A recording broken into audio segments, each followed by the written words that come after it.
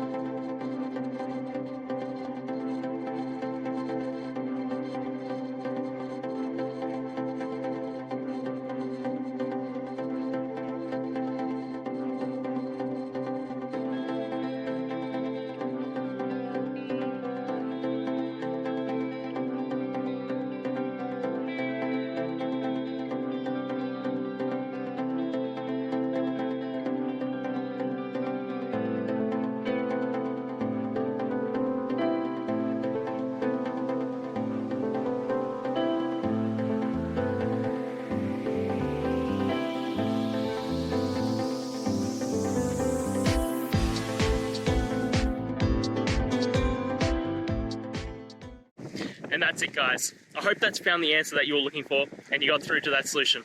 If you did, please hit the subscribe button. I'd really appreciate it. And until the next time you have a technical issue, I'll see ya. Have a good one.